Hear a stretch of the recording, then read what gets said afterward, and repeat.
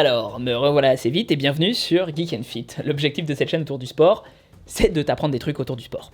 Voilà, et d'utiliser des études scientifiques et tout. Je te fais pas l'intro classique pour la simple et bonne raison que là, on est sur une vidéo un peu particulière qui est une vidéo coaching. La première partie, elle est par là, je sais pas vraiment les fiches où est-ce que ça se situe. En tout cas, là, on va voir le haut du corps. Il me semble que la première partie, c'était le bas du corps. Sinon, c'est l'inverse. En tout cas, tu vas voir des exercices corrigés. Et la raison pour laquelle je les corrige, je le rappelle, c'est avec Jérémy, un de mes clients et coachés, et qui a une chaîne YouTube que je t'invite à aller voir. Au niveau du pendlay row, qu'est-ce que c'est pour toi? Qu'est-ce que ça fait travailler? Ça, c'est intéressant. Alors moi, ça me fait principalement travailler les épaules d'abord. Et un tout petit peu, je le sens au niveau, alors je sais pas si c'est le bon terme, des rhomboïdes. Peut-être plutôt les trapèzes. Ou peut-être les trapèzes, je sais pas. Les rhomboïdes et les trapèzes, de toute façon, c'est la même chose, mais on le sent généralement plus travailler nos trapèzes que nos rhomboïdes, parce que les rhomboïdes, c'est vraiment entre les scapulas. D'accord. Là où on a vraiment... C'est pas qu'on a moins de sensations, mais c'est un muscle plus profond. Et en règle générale, on sent mieux les muscles superficiels. Ok. Alors, si ça te fait travailler avant tout les épaules et pas les trapèzes, on va bien voir au niveau de l'exécution. Si ça se trouve, c'est juste la sensation, et puis en fait, tu le fais très bien. C'est un mouvement qui est assez complet. Et d'ailleurs, pour le maintien de la position, il fait aussi travailler les érecteurs du rachis. C'est pour ça que je le recommande, moi j'aime beaucoup, parce qu'il permet en fait d'avoir une amplitude complète si on le fait correctement. Normalement, on le fait avec des barres olympiques. Là, j'ai fait exprès de prendre une plus petite barre, d'accord, pour que tu partes de plus bas sur le sol. Après, ça dépend des gens. Toi, tu me dis qu'habituellement, tu le fais avec des haltères. Ça fonctionne aussi très bien avec des haltères. C'est juste que le classique du pendlay row, c'est avec une barre olympique et des disques olympiques aussi. D'accord. Voilà, hop, tu maintiens. Voilà. Tac. Ouais, et d'aller jusqu'au bout. C'est ça. N'hésite pas à arrondir le dos. Donc vraiment comme ça? Ouais, alors je te parle au niveau plutôt du haut du dos. Ok. Vas-y, tac. Voilà, c'est ça. Arrondi, c'est ça. Parfait. C'est bête, mais ça change déjà.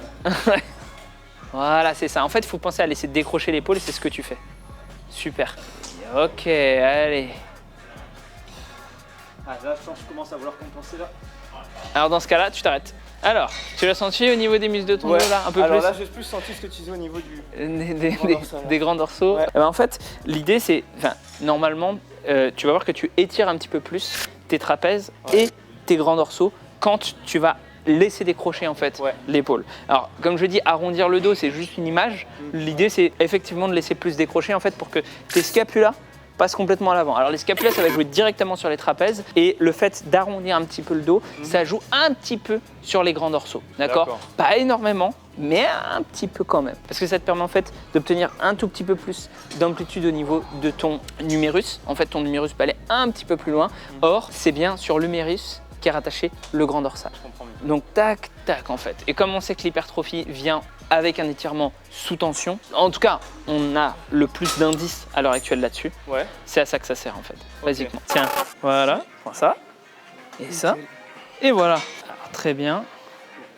En général, je me mets bien comme ça, droit. Ouais. Et je vais légèrement fléchir mes bras. Ok. Et après, je vais écarter. Ok. Au lieu de partir, tu vois, vraiment là sur les côtés, essaie de partir un petit peu plus dans cette direction-là. Ah, ok. Voilà, encore, un petit peu plus, voilà. Voilà. Est-ce que tu sens une différence déjà? Oui, je sens une différence. En fait, je sens plus que c'est mes pecs qui travaillent que mes épaules. Exactement. C'est ça. Allez, encore. Pense à vraiment à pas laisser parce que tes bras au fur et à mesure remontent dans la série. Pense vraiment, voilà. C'est ça.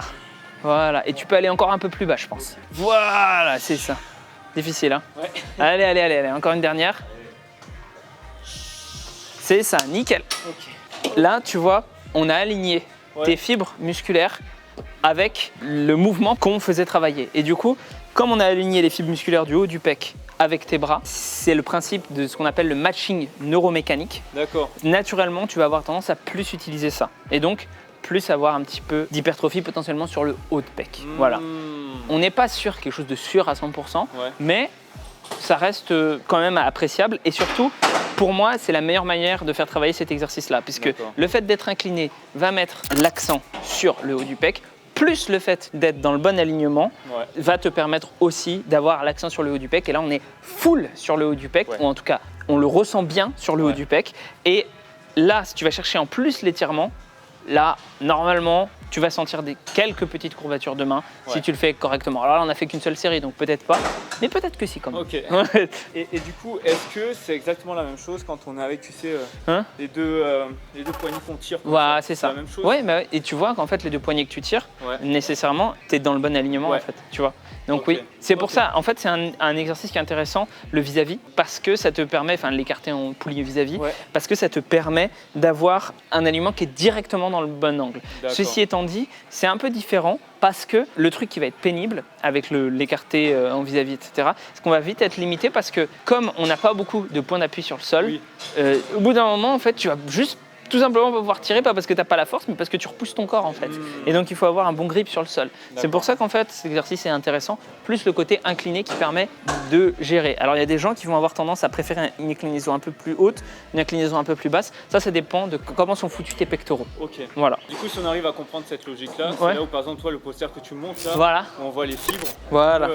Exactement. En fait c'est ça l'idée. C'est pour ça que d'ailleurs j'ai fait ces posters-là. C'est pour qu'on puisse comprendre en fait au niveau des fibres et se dire ah oui, si ça va dans ce sens-là, potentiellement, il y a moyen qu'on puisse le faire travailler correctement de cette façon-là, en fait. Alors, il y a des exceptions, parce qu'en fait, il y a des muscles, même si tu les sollicites pas en étant très, très aligné, comme c'est le seul muscle que tu vas pouvoir solliciter dans cette position-là, ça va quand même marcher. Mais c'est, de façon globale, le matching neuromécanique a l'air de fonctionner correctement. C'est spéculatif, hypothétique, mais de ce que je vois des résultats que j'ai avec les gens, plus la littérature scientifique, rien ne va contre. Et ça semble favoriser, en tout cas au moins les sensations, et c'est quand même assez important les sensations. Alors, vraiment rentrer légèrement les fasciculas, contracter, tendre un peu les jambes, je vais y aller. Vas-y. Ah, et descends jusqu'au bout. Descends jusqu'au bout, jusqu'au bout, jusqu'au bout. Voilà, c'est ça. Voilà. Parfait. Écoute, c'est pas mal. Essaye de garder ta tête dans la même position. Peu importe si tu la laisses rentrer ou pas depuis le début du mouvement, mais tu la gardes dans la même position tout le long du mouvement. Ben voilà. Mais je me dis, ça me saoule parce que je m'étais dit, moi, au bout d'un an, j'en ferai 20, quoi. En fait, le truc, c'est les tractions, ça dépend beaucoup de ton poids du corps. Et ça, la diète. Va falloir diéter. Moi, je me rends compte que les muscle-up, c'est particulièrement ça aussi. Je suis à 68 kg de poids de corps, je peux en enchaîner 4-5. Je suis à 70-71, j'en fais 1. Ah, tu vois? Donc, il y a vraiment une question de ton poids de corps. Plus tu seras léger, voilà. Et aussi, n'hésite pas à augmenter la charge en baissant le nombre de reps. Tu prends et tu fais, en fait, tu te donnes en fait un nombre de reps à faire et tu prends le temps de repos que tu as besoin de faire entre. D'accord. Par exemple, tu te dis, voilà, j'ai besoin de faire 10 répétitions lestées à 15 kg. Et je fais une, puis 30 secondes plus tard, une autre, 45 secondes plus tard, une autre, etc. Tu veux progresser sur les tractions, c'est une bonne façon de faire. En fait, moi, comment est-ce que j'ai réussi? Mon point fort, c'est les tractions. Alors, pas en ce moment parce que je suis blessé à l'épaule. Donc, du coup, je n'arrive quasiment plus à faire de traction. Quand j'en fais, je peux en faire entre 25 et 30 sans trop de soucis, on va dire. Ça va déformer un peu vers la fin, mais quand même, tu vois. Et en fait, j'ai démarré, je ne pouvais pas en faire une en amplitude complète.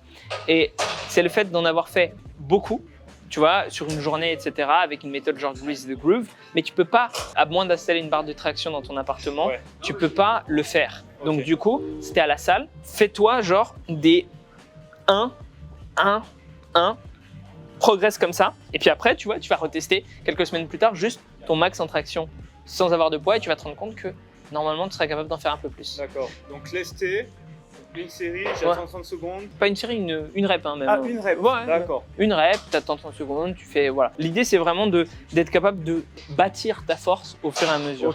Et en fait, un truc que la plupart des gens ne savent pas, c'est que plus tu deviens fort, plus tu deviens, dans une certaine mesure évidemment, endurant. On pourrait se dire, mais putain, c'est bizarre de dire ça comme ça. Mais en fait, c'est tout simple. Si tu as un squat à 150 kg, les répétitions à 50 kg, ça va. Tu peux en faire 10, 20, 30, il n'y a pas trop de soucis, quoi. C'est ton cardio qui va plus galérer, mais en règle générale, voilà. Et donc c'est pareil, si tu es capable de me faire une traction lestée à 50 kg, je pense que 20 tractions sans lest, tu dois pouvoir les faire. D'accord. Voilà. Ok, c'est intéressant ça. C'est un de mes exercices favoris, les dips. Mais la chose à laquelle il faut penser, c'est deux choses. Déjà, n'hésite pas, tu vois, à avoir tes jambes devant. Tu vois, avoir tes jambes devant, ça te permettra de faire contrepoids et de bien bosser tes pectoraux. Donc, jambes devant. Et ensuite, une fois que tu as tes jambes devant, tu vois, tu es un peu plus penché vers l'avant, tu vas vraiment chercher le plus bas possible. Tu vois? Tac. Tac. Tu vois? De cette façon-là. descend vraiment bien, t'es en dessous des 90 degrés. Ah ouais, carrément. En fait, il faut vraiment pas hésiter à descendre bas, quitte à prendre moins de poids, quitte à se délester, etc. Parce que les gens qui vont à 90 degrés, c'est super, mais il y a tellement de sollicitations encore à faire au niveau des pecs, au niveau des triceps, etc. Autant les chercher, quoi. Autant y aller. C'est comme les tractions, tu vois. Les mecs qui font des tractions comme ça, c'est bien, mais tu peux les faire là. Ouais. Autant y aller, quoi. Ok, donc je ramène les genoux. Voilà. Là, je descends. Voilà, c'est ça. Allez, encore plus bas, tu peux y aller, hein. Voilà. Ok. T'as vu, c'est pas pareil. Ouais. Alors moi j'avais tendance à beaucoup plus m'incliner comme ça. En fait. Ah, tu peux, hein. Vas-y. Quand tu arrives à taper une quinzaine de dips et on va dire une dizaine de tractions, tu peux tenter les muscle-up. Ok. Si tu vas sur des dips aussi basses, on est quasiment sur le passage du muscle-up. Ok. Et donc du coup, c'est ça moi qui m'a aidé, c'est d'aller chercher mes dips comme un bâtard super bas. Ok. Bon alors j'espère que ça t'aura plu, n'oublie pas de liker, partager, t'abonner comme d'habitude, hein, voilà. Tu peux aussi aller voir mon Instagram, mon Twitter, tout un tas de trucs, mes posters, voilà. Donc tu auras peut-être entendu parler dans ma vidéo. Tu as plein d'options pour me soutenir dans mon Linktree. Prends soin de toi et à la prochaine.